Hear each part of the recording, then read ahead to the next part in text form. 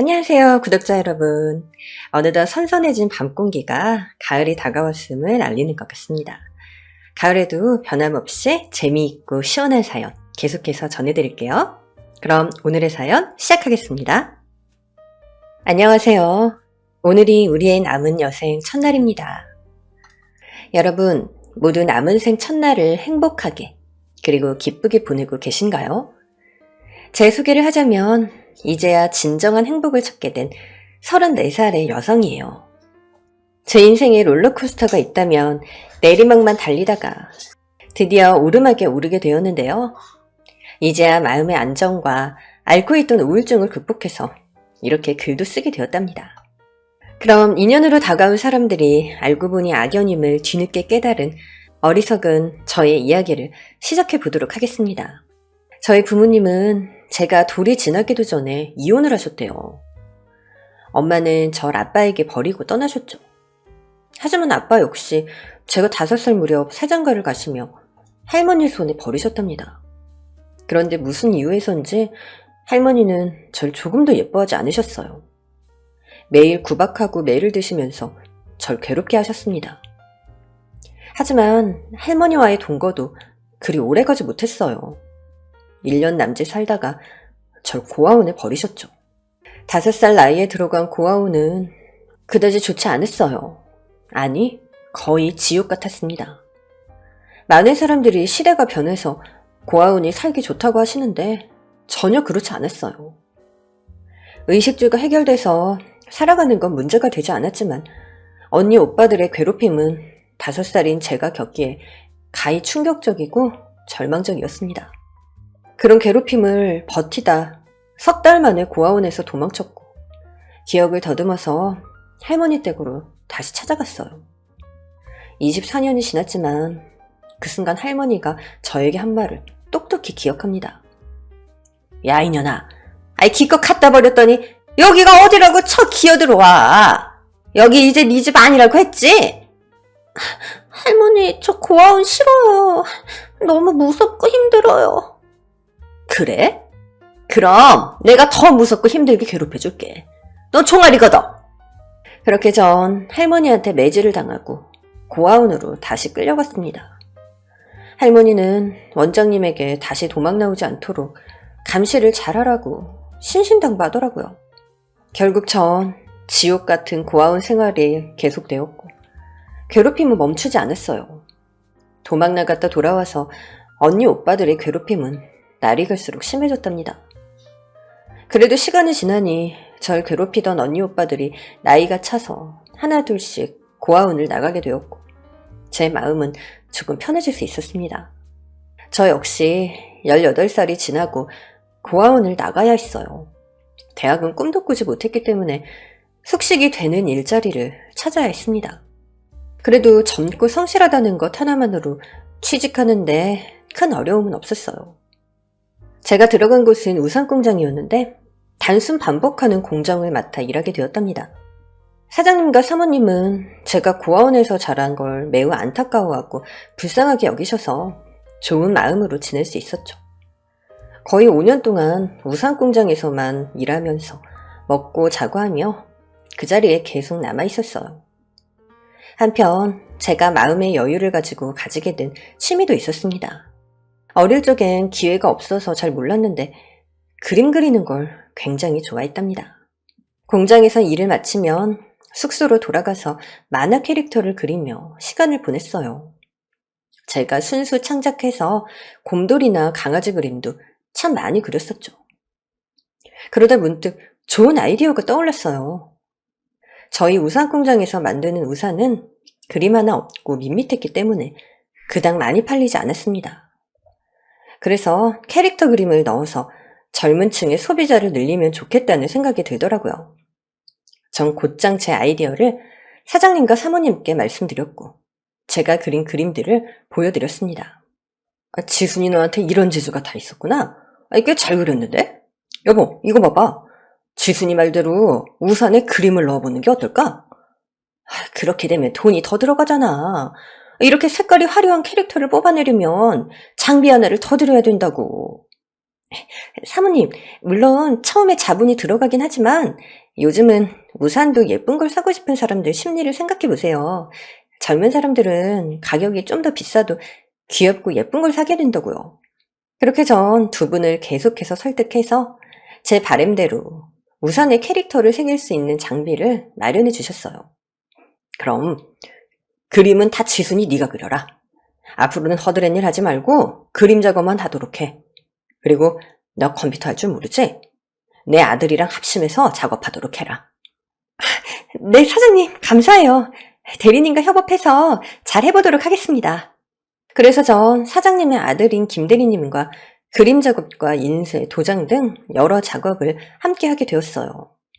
지난 5년 동안 김 대리님과 대화를 거의 해보지 않아서 어떤 사람인지 잘 몰랐는데 함께 일을 하다 보니 꽤 재밌고 좋은 분이라는 걸 깨달았습니다. 지순 씨 덕분에 우리 공장 매출이 늘고 있어요. 지순 씨는 우리 공장 보배이십니다. 아니에요. 다 대리님 덕분이죠 뭐. 대리님이 도와주시지 않았다면 불가능했을 거라고요. 오늘 퇴근하고 뭐 하세요? 또 기숙사로 돌아가서 그림 그릴 생각이세요? 오늘은 제가 맛있는 식사 사드릴 테니까 시간 좀 내주세요. 정말요? 저야 너무 좋죠. 밖에서 사 먹는 밥은 돈 아까워서 매번 참았는데 오늘은 대리님 덕분에 제가 외식을 다 하게 생겼네요. 그렇게 퇴근 후 대리님과 단둘이 식사를 하게 되었어요. 전 난생 처음으로 패밀리 레스토랑이라는 곳을 가게 되었답니다. 와, 저 여기 처음 와봐요. 오다 가다 간판만 봤지 이 안에 들어와 본 건 처음이에요. 그런데 진짜 신세계네요. 드시고 싶은 거 마음껏 시키세요. 그리고 저기 있는 샐러드 바는 무료니까 실컷 가지고 오셔도 됩니다. 그 말을 듣자마자 자리에서 일어나 접시에 샐러드로 산을 이루었습니다. 그리고 말했죠. 대리님, 우리 음식은 싼 거 하나만 시켜요. 그리고 샐러드로 배를 채우자고요. 지순씨, 그렇게까지 안 해도 돼요. 저 여기 음식 정도는 충분히 사드릴 수 있어요. 누가 그걸 몰라서 그래요. 그냥 한 푼이라도 아끼시라는 말이죠. 제가 궁상맞게 말하자 대리님은 민망한 웃음을 지었는데 이내 저를 보고 진지한 표정을 지었습니다. 지순씨 듣던 대로 정말 검소하고 야무지신 분이네요. 저희 부모님이 결혼은 지순씨 같은 여자랑 해야 한다고 귀에 못이 박히도록 말씀하셨거든요. 사장님, 사모님이요? 제가 짠순이인 게 마음에 드셨나 봐요. 전 워낙 어렵게 자라서 10원 한 장 쓰는 것도 극도로 아까워요. 그러자 대리님은 패밀리 레스토랑에서 가장 비싼 음식들을 여러 개 주문했습니다. 대리님, 이게 다 얼마예요? 제가 싼 거 하나만 시켜달라고 했잖아요. 그럴 순 없죠. 미래에 제 아내 될 사람인데 싸구려나 먹이고 싶지 않아요. 순간 정적이 찾아왔고 전 대리님의 고백인지 농담인지 모를 말에 너무 부끄러웠습니다. 그래서 고개를 받고 음식 먹는 데만 열중했죠. 지순씨, 제 고백 듣고 부끄러워서 그러는 거예요? 대리님, 괜한 농담으로 사람 민망하게 하시지 마시고요. 얼른 드세요. 나 농담 아닌데? 사실 지순씨랑 캐릭터 작업하면서 저 정말 좋았어요. 지순씨는 요즘 보기 드문 분이시잖아요. 그래서 말인데 저랑 연애 한번 해보는 게 어때요?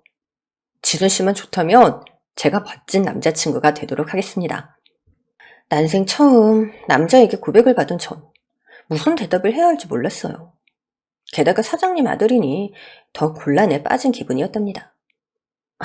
대리님, 저하고 연애라뇨. 전 고아에 집도 절도 없는 여자예요. 대리님이 뭐가 아쉬워서 저 같은 여자를 사귀어요? 그리고 사장님, 사모님이 아직이라도 하면 저 공장에서 잘릴지도 몰라요. 그러니까 괜한 말씀 그만하시고 식사나 마저 하세요. 전 또다시 버림당하는 게 두려워서 쉽게 마음을 열지 않았습니다. 하지만 대리님은 제 말을 받아들이지 않고 계속해서 사귀자고 보챘어요. 일주일이 지나도 한 달이 지나도 한결같은 마음으로 절 좋아한다면서 끝까지 제 마음을 빼앗으려고 노력했죠. 결국 대리님에게 마음이 넘어간 전 그와 사귀겠다고 대답했고 사장님과 사모님에겐 비밀로 하자고 부탁했죠. 그래서 저와 대리님은 일과 사랑을 동시에 하며 애를 먹는 시간을 매일 가졌고, 시간이 더 지나자 저희 두 사람은 뗄래야 뗄 수 없는 사이가 되었습니다. 지순아, 우리 사귄 지 6개월 됐지? 그 정도면 됐다. 뭐가 됐다는 거야? 결혼하자고. 언제까지 몰래 데이트만 하면서 살 건데? 지순이 너 설마 평생 연애만 할 생각이었어? 전 흥분과 당혹감을 동시에 느꼈습니다. 뭐? 결혼? 그건 안 될 소리야. 사장님, 사모님이 허락하시지 않을 거야. 지순아, 부딪혀 보지도 않고 왜 그렇게 생각해? 내 생각엔 부모님도 널 며느리로 쉽게 받아들이실걸? 이 오빠만 믿고 따라와. 알겠지? 전 긍정도 부정도 하지 않고 잘 모르겠다고만 대답했습니다. 물론 오빠와 결혼이 하고 싶긴 했지만 제 분수에 맞지 않은 남자를 욕심내도 되는지 모르겠더라고요. 하지만 이틀 뒤 오빠의 손을 잡고 사장님 댁으로 들어가게 되었고, 두 분은 저희를 보고 크게 놀라셨습니다. 지순씨, 진웅아, 둘이 뭐야? 왜 같이 우리 집에 들어와? 손은 또 왜 잡은 거고? 사모님이 흥분하며 말씀하시자 사장님이 이어서 말씀했어요. 진웅이 너 만나는 여자가 바로 지순씨였냐? 네, 아버지. 저희 사귀고 있어요. 그리고 결혼도 할 거고요. 허락해주세요. 오빠의 당당함에 두 분은 또다시 크게 놀라셨습니다. 사모님은 기가 막히다는 듯 표정을 지으며 저에게 말씀했어요. 이건 아니지, 지순씨. 내가 내 아들하고 일을 같이 하랬지. 연애하라고 했어? 이거 뒤통수 맞은 기분이네. 고양이한테 생선 맡긴 기분이야. 물론 우리가 지순씨를 아끼고 있지만 내 아들이랑 결혼이라니. 미안한데 내 아들 고아 출신의 아무것도 없는 여자랑은 결혼시킬 수 없어. 이건 안 될 일이야. 그래, 나도 같은 생각이다. 공가사도 구분 못하고 이게 뭐하는 짓들이야? 진웅이 너, 내가 선보라는 여자나 만나서 조용히 결혼해. 그쪽 집안이랑 얘기 다 되었으니까 지순씨랑은 당장 헤어져. 사장님과 사모님이 언성을 높이며 말하자 오빠 역시 큰 소리를 쳤습니다. 아버지, 지금이 무슨 조선시대요? 정략 결혼이 웬 말이에요. 그리고 우리 집안이 뭐 그렇게 대단하다고 지순씨를 그렇게 깎아내리는 겁니까? 게다가 지순씨 덕분에 공장 매출도 늘고 있잖아요. 그전엔 입에 풀칠이나 할 매출만 나온 거 모르세요? 오빠가 저의 능력을 추켜세우며 열심히 설득하자 사장님과 사모님은 연거푸 한숨을 내셨어요. 그리고는 생각할 시간을 달라고 하시고 절 내보내셨답니다. 그리고 한 달이 지났을 무렵 사장님과 사모님이 저를 불러서 결혼을 허락하겠다고 하셨어요. 지순아, 생각해보니까 고아인 게 네 잘못이 아니라는 걸 깨달았다. 진웅이 말대로 우리 공장에 큰 도움을 줘서 매출도 늘었으니 네가 복덩이가 맞다 싶다. 그러니 결혼하거라. 정말요, 사장님? 감사해요. 저 정말 잘할게요. 그리고 결혼 전 문득 생각나는 한 사람이 있었어요. 바로 할머니였죠. 절 매정하게 고아원에 버리긴 했지만 유일하게 소식을 전할 수 있는 가족이어서 제 결혼 소식을 알리려고 오빠와 함께 찾아갔답니다. 할머니는 오랜만에 저를 보고도 반갑지 않으신 얼굴이었어요. 속으로 괜히 찾아왔나 싶은 마음이 들 정도로 차갑게 대하시더라고요. 하지만 예비 남편의 조언대로 상견례도 해야 하고 혼주석이 비어있는 것보다 할머니가 자리를 지켜주시면 좋을 것 같아서 애써 웃으며 결혼 소식을 전했답니다. 그렇게 며칠 뒤 할머니는 상견례 자리에 나오게 되셨고 예비 시부모님과 마주하게 되었어요. 거참, 공장 운영하는 분들이 뭐가 아쉬워서 지순이를 며느리로 받아요? 쥐뿔도 없는 하찮은 기집인데. 그리고 혹시 나한테 뭐 혼수나 예단 이런 거 바라는 건 아니죠? 난 한 푼도 못 내주니까 알아서들 하시구려. 그 순간 저와 시댁 식구들은 아무 말도 하지 못하고 고개를 내려서 애꿎은 테이블만 바라보았답니다. 그래도 시부모님의 배려로 결혼식을 조촐히 올리게 되었고 작은 신혼집을 얻어서 오빠와 부부의 삶을 시작하게 되었습니다. 오빠는 하늘의 별이라도 다 따줄 것처럼 저에게 헌신과 사랑을 아끼지 않았어요. 전 누군가에게 깊은 사랑을 받아보는 게 처음이라서 남편에게 푹 빠져버렸죠. 그런데 안 좋은 점도 있었어요.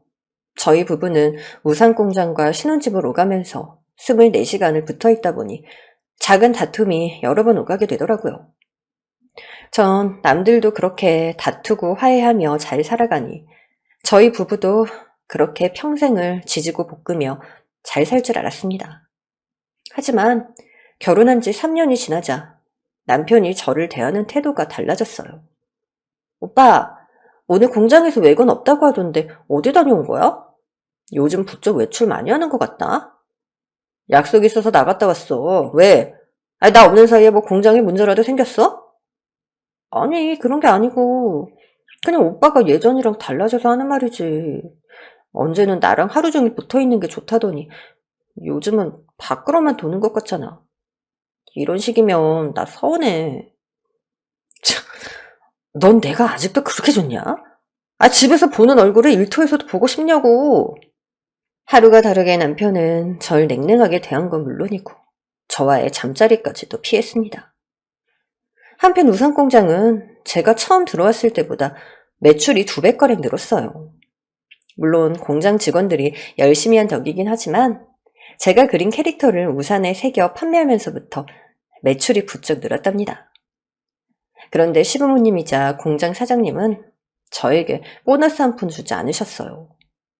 야근까지 하며 힘들게 일했는데도 정해진 월급 외에는 아무런 혜택을 안 주더라고요. 전 서운하고 속이 상하기도 했는데 대신 절 며느리로 받아주셨으니 감개무량한 마음을 가졌어요.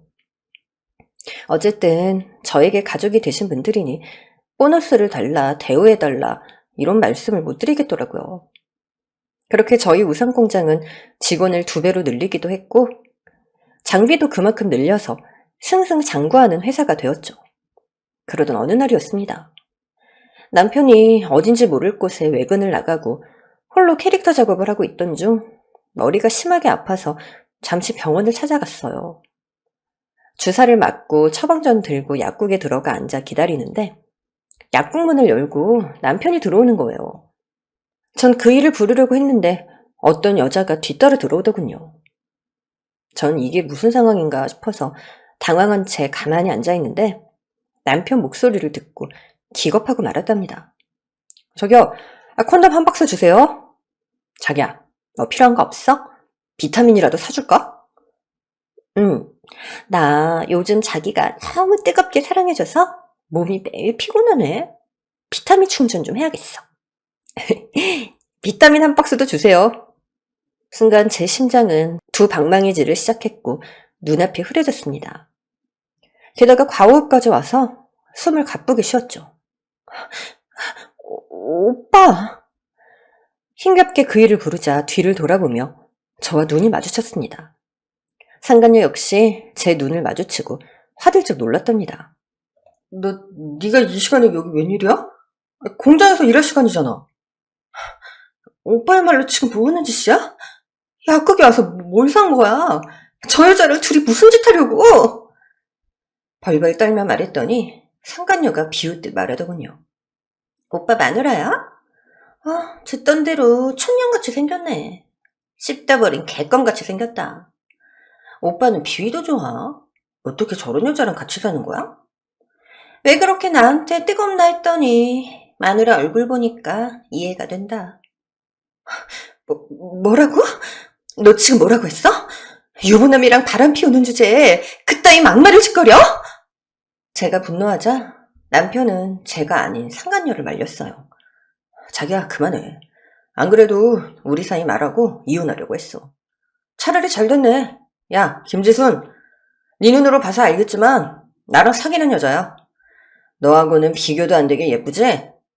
이따 집에 가서 말하겠지만 우리 이혼하자. 위자료 떼줄 테니까 찰거머리처럼 달라붙지 말고 떨어지라고. 알겠지? 바람 피운 현장 들킨 것도 모자라서 곧바로 이혼하자고? 오빠, 정말 너무하는 거 아니야? 어떻게 사람이 그럴 수 있어? 이렇게 날 배신해도 되는 거야? 거참 말 많네. 사람들 많은데 쪽팔리게 할 거야? 내가 요즘 널 여자로 본 적이나 있었냐? 너도 느꼈을 거 아니야. 처음엔 생활력 강한 네 모습이 마음에 들었었는데 점점 지질이 궁상으로 보여서 더 이상 너랑 못 살겠어. 여자가 돼서 꾸밀 줄도 모르고 다 늘어난 티셔츠나 입고 있는 너한테 난 이미 질릴 대로 질렸다고. 그러니까 너도 새로운 남자 만나. 너처럼 씹다만 개껌 같은 남자. 그이는 조롱하듯 저에게 이혼 통보를 하고 상간녀와 유유히 사라졌습니다. 전 너무 당황해서 온몸이 뻣뻣하게 굳어 마음대로 움직이지 못해서 그이와 상간녀를 잡지 못했네요. 그날 저녁 집으로 들어온 남편은 손에 이혼 서류를 들고 있었고 저에게 조용히 도장 찍어주면 위자료 주고 내보내겠다며 실실 쪼개며 말했습니다. 내가 누구 좋으라고 이혼을 해? 내가 그동안 오빠한테 어떻게 했는데? 그리고 우산 공장이 누구 덕에 성공했어? 나 내 목 제대로 받기 전에는 절대 이혼 못해. 그러니까 우산에 대한 내 지분 꼭 받아야겠어. 이게 주제도 모르고 까부네. 공장이 네 덕에 돌아간다고 착각하는 거야? 네 그림 쪼가리 좀 넣었다고 매출이 2배 올랐다고 생각하는 거냐고. 이래서 없는 것들하고는 상종하지 말랬지. 궁지에 몰리니까 당장 보따리부터 챙길 생각이나 하고 말이야. 내가 미쳤었지 진짜. 부모님 말도 안 듣고 촌년의 고아 따위랑 결혼했으니. 그렇게 억울하면 소송을 해. 누가 이기나 보자고. 전 시부모님을 찾아가 남편의 외도를 알렸고 이혼하자는 남편을 말려달라고 부탁했습니다. 하지만 가족처럼 생각했던 시부모님은 철저한 남이었어요. 두 사람은 남편 편을 들며 소리쳤습니다.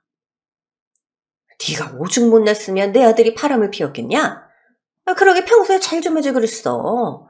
남자는 여자하기 나름이지. 시어머니의 모진 말에 이어 시아버지가 충격적인 말씀을 하셨습니다. 우리도 이미 알고 있었다. 진웅이가 만나는 여자 말이야. 예전에 우리가 선봐서 결혼시키려고 했던 여자야. 요 앞 사거리에 있는 가구공장 딸이란 말이야. 그 정도 집안 정도는 돼야 우리랑 사돈 맺는 게 옳은 일 아니겠냐? 그러니까 넌 이쯤에서 빠져라. 위자료 충분히 줄 테니까 자본 만들지 말고 조용히 나가. 아버님, 어머님, 정말 너무하세요. 어떻게 저한테 그러실 수 있어요? 그동안 제가 우산공장에 헌신한 건 하나도 생각하지 않으시는 거예요? 절 내쫓으시려면 캐릭터 우산에 대한 권리금이라도 주세요. 제가 그린 캐릭터 때문에 이 공장이 살아났잖아요. 이에 시아버지는 기가 막히다며 혀를 찼습니다. 어쭈, 조그만 게 별소리를 다 하네. 뭐? 권리금? 너한테 무슨 권리가 있는데? 이 공장에서 나가는 제품 주인은 바로 나야. 넌 고작 말단 사원일 뿐이라고. 이게 오냐오냐 했더니 내 머리 위에 올라앉으려고 용을 쓰네.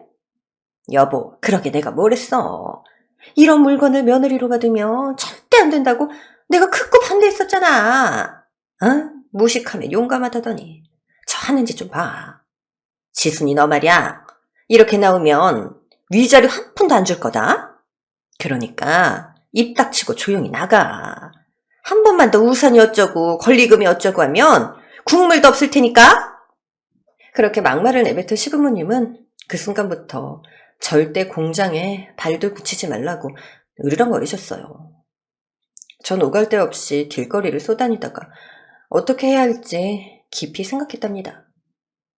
이미 시댁 식구들은 절 내쫓을 생각이었으니 저도 이혼해야겠다는 마음을 가졌죠.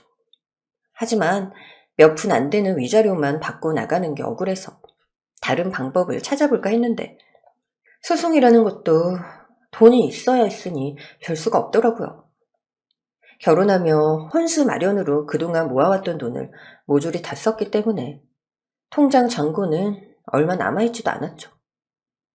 그래서 결국 시댁 식구들의 제안대로 위자료를 받고 이혼 도장을 찍었습니다. 완전히 토사구팽이 돼서 그곳에서 나오게 되었죠.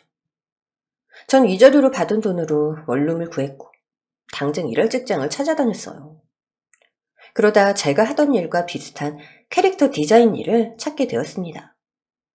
이번에는 가방 공장이었는데 캐릭터 디자이너를 구한다는 소식에 이력서를 넣었답니다. 전 샘플로 챙겨놓은 우산을 건네주며 제 의지와 재능을 보여주었어요. 하늘이 무너져도 솟아날 구멍이 저에게 생겼는지 가방 공장에 디자이너로 취직하게 되었답니다. 가방 공장의 대우는 제가 헌신했던 우산 공장에 비해서 엄청난 조건의 대우를 해줬습니다. 캐릭터 디자이너들에게 돌아가는 보너스가 어마무시했고 복지로 디자이너공까지 보내주었죠. 그렇게 일을 열심히 하며 과거의 상처를 조금씩 씻고 있었는데 어느 날 예상치도 못한 황당한 일이 벌어졌습니다. 퇴근하고 집으로 돌아가려는데 나이를 지그시 먹은 여자가 저를 보며 오열하면서 제 이름을 부르는 거예요. 지순아. 네? 저 아세요? 그게 말이야, 믿기 힘들겠지만 내가 네 엄마야. 이 상황이 이해가 되지 않았지만 절 낳아준 엄마가 존재했기 때문에 그럴 수도 있겠다 싶었죠. 제 엄마라고요? 제가 태어나자마자 절 버리고 떠난 엄마요? 그런데 왜 우세요? 버릴 땐 언제고 다시 찾아와서 울고 난리냐고요. 그러자 엄마는 충격적인 진실을 밝혔습니다.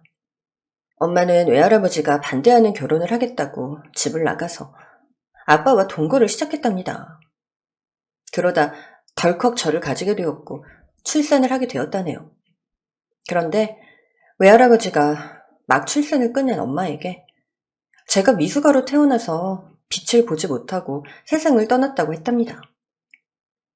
엄마는 그 충격에 힘들어하다가 프랑스로 유학을 떠났고 거기서 미술 공부를 하고 한국으로 돌아와서 줄곧 대학 교수로 지냈다고 전했어요. 전 말의 앞뒤가 맞지 않는 것 같아서 엄마라는 사람에게 물었습니다. 아니, 그게 말이 돼요?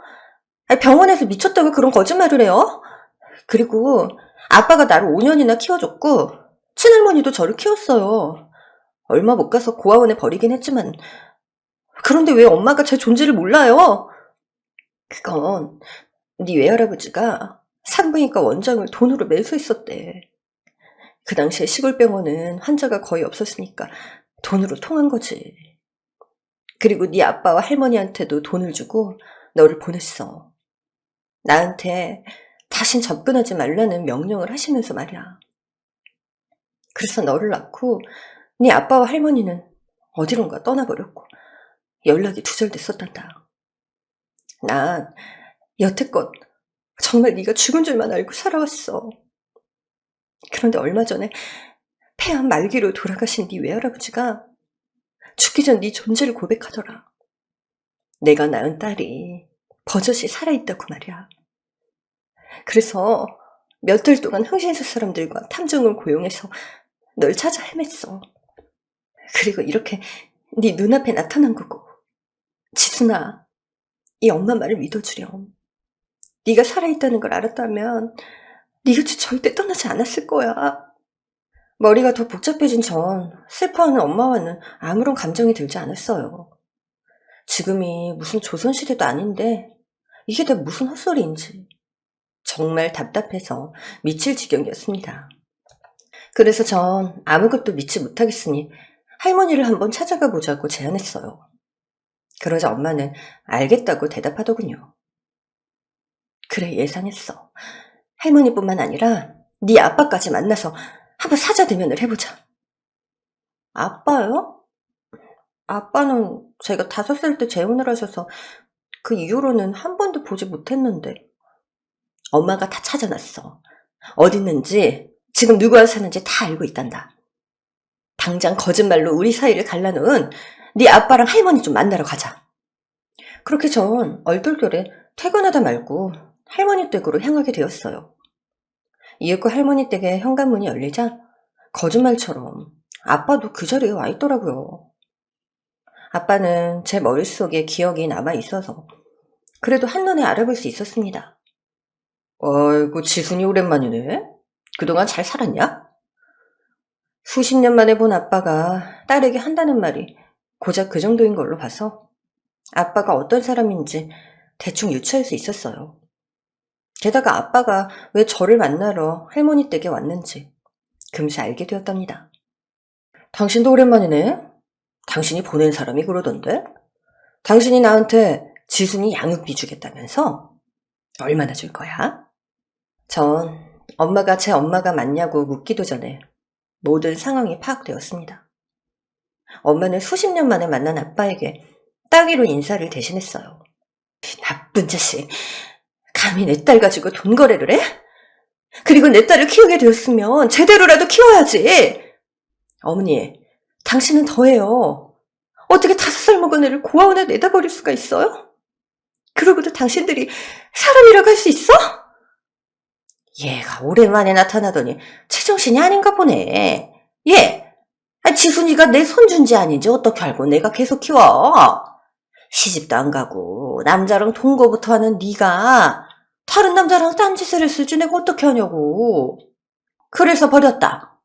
5년이라도 키웠으면 그래도 고마워해야 되는 거 아니냐? 전 여전히 황당하고 기가 막혀서 아무 말도 못하고 있는데 엄마가 악을 쓰며 말했습니다. 너희 같은 인간 폐기물들은 가만둬선 안 돼. 내가 꼭 벌받게 할 거야. 아이씨고, 무슨 죄로 우리 벌받게 할 건데? 고아원에 버린 게 과연 죄가 될까? 아니면 네 애비한테 돈 받고 네 딸이 죽었다는 거짓말을 묵이는 죄로 벌을 줄 수 있을까? 아무것도 안 될걸. 보아하니 우리한테 양육비는 낚시질하려고 헛소리한 거고 과거 일 따지러 모양인데 그만 썩 꺼져. 아유, 정말 재수가 없을라니까. 아이, 아범 뭐해? 문 닫아. 결국 제가 엄마의 딸이라는 사실만 알게 되었고 다른 문제는 아무것도 해결되지 못하고 그곳에서 벗어났습니다.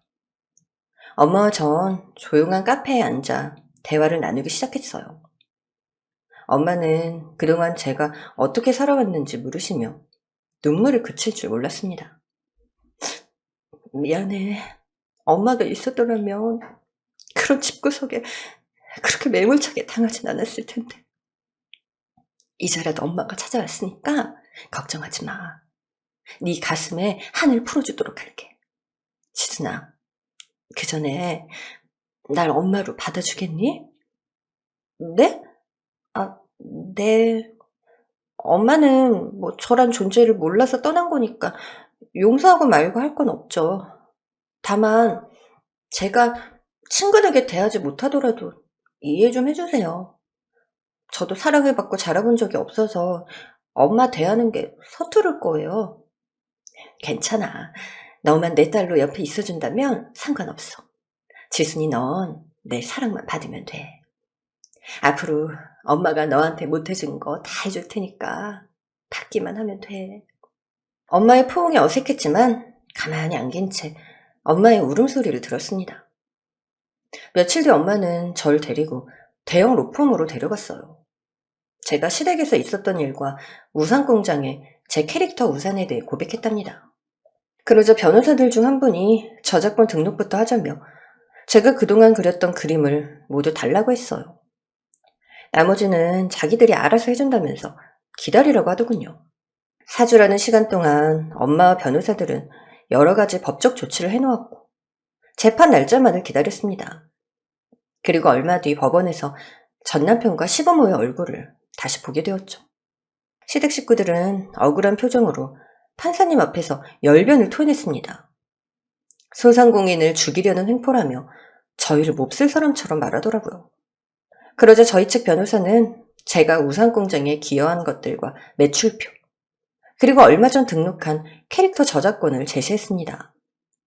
시댁 식구들은 그동안 제 캐릭터를 숱하게 써왔으면서 어리석게도 저작권을 등록하지 않았더라고요. 그래서 판사님은 직접 재산을 빼앗은 것으로 간주해서 캐릭터 우산 매출의 20%를 저에게 지급하고 앞으로 캐릭터를 사용할 시 저작권자인 저에게 허락을 받으라고 했답니다. 남편은 좌절하고 분노하며 법원 앞에서 저에게 고함을 쳤습니다. 너 따위가 감히 우리 공장을 말아먹으려고 술을 써? 먹여주고 재워주고 일자리까지 받아 처먹었으면 조용히 찌그러져 있을 것이지. 우리한테 이런 식으로 뒤통수를 치냐? 웃기네 소리하고 자빠졌네. 내 그림 때문에 공장 팔자가 폈었잖아. 여하튼 앞으로는 내 캐릭터 사용 못하니까 예전처럼 민자 우산이나 팔아먹고 살아봐. 아마 얼마 못 가 망할 테니까.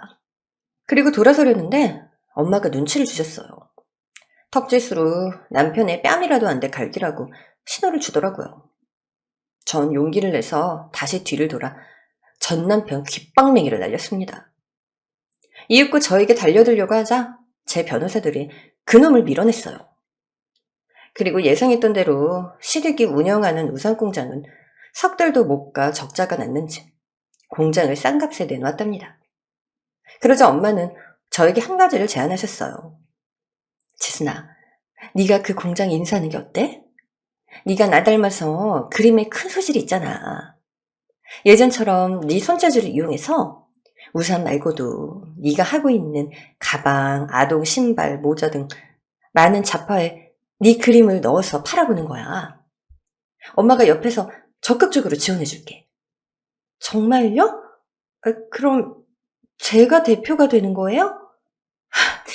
생각만 해도 신나요. 그런데 시댁 식구들이 저한테 그 공장을 팔려고 할까요? 그건 걱정 마. 아무도 사는 사람이 없어서 헐값에 나왔더라고. 내 변호사가 대리인으로 가서 매입할 테니까 넌 가만히 있으면 돼. 전 엄마의 지원을 거절하지 않고 달갑게 받아들였습니다. 그렇게 며칠 뒤 공장이 매입되었다는 소식을 듣자 시댁 식구들을 놀려주고 싶었어요. 그래서 엄마한테 같이 가서 조롱해주자고 부탁의 말을 전했습니다. 안 그래도 오늘 그 공장 기계 빼는 날이라더라? 그 집 완전히 망해서 오갈 데도 없다네? 아, 그리고 그 상간녀한테도 버림당했다고 하더라. 뭐 공장이 망해가니까 당연한 결과를 맞은 거지. 여하튼 가서 망한 시댁 구경이나 하자. 저희는 엄마 운전기사 차를 타고 공장 앞으로 찾아갔고 기계를 꺼내고 있는 정비기사들과 기사들을 먼저 보았어요. 그리고 잠시 후 시무룩해져 있는 시댁 식구들과 마주하게 되었답니다. 어머, 어머님, 아버님, 그리고 전 남편 안녕? 세상에 공장이 완전히 망했네. 다른 사람한테 헐값에 넘겼다면서? 제가 놀려대자 전 남편이 입을 열었습니다. 너 뭐야? 아씨, 지금 불난데 부채질 하러왔냐? 당장 꺼져! 너 때문에 우리 공장 망하고 난 이혼까지 당했어. 잘 됐네. 내가 바라던 바야. 그럼 장비 잘 꺼내고 청소 깨끗이 해놔라. 그래야 내가 편하게 회사를 차리지. 무슨 소리야 그게? 여기 회사를 차려? 이 멍청한 놈아. 여기 이제 내 공장이야. 니들이 말아먹은 공장 내가 인수했다고. 그러자 전 남편은 그럴 리가 없다면서 인수인 이름이 다르다며 따지듯 말했는데 옆에 있던 엄마가 그 인수인이 본인이라고 부연 설명을 해줬어요. 시댁 식구들은 공장까지 다 뺏어가니 속이 시원하냐면서 악을 쓰며 달려들었습니다. 하지만 엄마가 데려온 경호원들이 저희를 보호했고 저희는 계속해서 시댁 식구들을 조롱했어요. 얼마나 속이 시원하던지 30년 먹은 체증이 쭉 내려가는 기분이었답니다. 그렇게 시댁 식구들은 거짓골로 떠나게 되었네요. 얼마 뒤 전 자파 제작회사의 대표가 돼서 20명의 직원을 뽑아 공장을 운영하기 시작했어요. 처음 거래처를 트는 게 어려운데 다행히 엄마가 다 알아서 해주셔서 전 열심히 물건만 만들면 됐답니다. 이듬해 제 공장의 매출은 우산 공장이 호황기일 때보다 몇 배는 더 큰 매출을 기록하게 되었고 공장을 하나 더 인수해서 회사를 확장했습니다. 그렇게 모든 일이 잘 풀리는 반면 한 가지 해결되지 않은 게 있었어요. 아빠와 할머니였죠. 엄마는 어떻게든 벌을 주고 싶어서 변호사들과 머리를 싸매고 있었는데 너무 오래전 일이라 공소시효도 만료되었고 큰 벌을 내리는 건 어렵다고 하더라고요. 그래서 전 엄마에게 더는 마음고생하지 말고 내려놓으라고 부탁했답니다. 엄마, 그만하면 됐어요. 세상 일이 우리 뜻대로 다 되는 게 아니잖아요. 그리고 할머니랑 아빠가 벌을 받는다고 해서 뭐 제 과거가 바뀌는 것도 아니고요. 그래도 고아원에서 성장하면서 엄청 야무지고 단단하게 컸어요. 오히려 할머니랑 계속 살았으면 더 불행했을 거예요. 네 뜻이 그렇다면 그렇게 할게. 하지만 네 아빠랑 할머니는 언젠간 분명 천벌을 받을 거야. 외할아버지가 폐암으로 고통스럽게 돌아가신 것처럼 말이야. 이젠 누구도 내 곁에서 널 빼앗을 수 없어, 지순아. 저희 모녀는 모든 걸 잊고 현재를 만족하며 행복하게 살기로 했습니다. 그리고 엄마가 계속 저와 같이 살고 싶다 하셔서 엄마의 집으로 들어가게 되었네요. 그렇게 1년이 지났는데 엄마가 어느 날 큰 소식을 들고 왔다며 저에게 말했습니다. 지순아, 네 할머니 말이야. 얼마 전에 빙판길에서 넘어져서 뇌진탕으로 돌아가셨대. 네? 그게 정말이에요? 뭐라고 해야 할지 모르겠어요. 명복을 빌어줘야 될까요? 병복은 무슨 명복? 엄마가 천벌받을 거라고 했잖아. 네 할머니는 마땅한 벌을 받은 거야. 그리고 한 가지 소식이 또 더 있다. 널 버리고 잘 살던 아빠도 작년에 식도암에 걸렸단다. 그래서 아무것도 못 처먹고 링거 꽂고 벽에 똥칠하며 살고 있대. 하늘이 제대로 벌을 주려는지 쉽게 죽게 두지도 않는 것 같아. 네? 그렇게 많이 아프시대요? 그것도 제가 뭐라고 해야 될지 모르겠네요. 지순아, 물론 잘된 일은 아니지만 네가 성인 될 때까지 네 인생을 망친 작자들이야. 외할아버지도 마찬가지고. 난 아직도 내 딸을 빼앗아간 인간들 용서하지 못했어. 아마 죽는 그날까지 그럴 거야. 엄마는 하늘의 신이 존재하고 있는 게 확실하다며 이제야 선과 악이 구분되어 벌을 받은 가족들과 행복을 거머쥔 저와 엄마를 가리켰답니다. 지금은 시간이 그래도 좀 지나서 엄마도 저도 남아있는 감정은 크게 없는 것 같아요. 이렇게 지금까지 제가 살아온 이야기를 들려드렸는데 제가 많이 불쌍하고 가여우셨죠? 그래도 끝은 행복을 가졌으니 함께 기뻐해 주시면 진심으로 감사하겠습니다. 오늘 사연 재미있게 들으셨나요? 오늘의 사연이 재미있으셨다면 구독과 좋아요를 눌러주세요. 그럼 또 다음 사연으로 만나요. 안녕.